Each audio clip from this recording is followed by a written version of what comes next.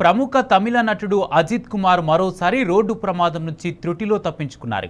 Car ప్రమాదంలో చిన్న గాయాలతో బయటపడ్డారు.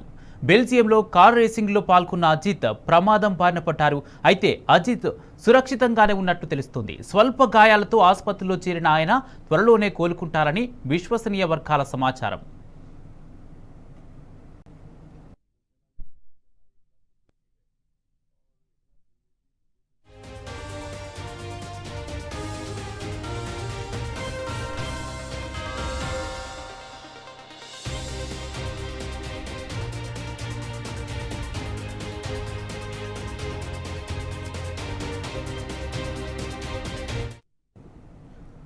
ప్రముఖ తమిళ నటుడు అజిత్ కుమార్ మరోసారి రోడ్డు ప్రమాదం నుంచి త్రుటిలో తప్పించుకున్నారు.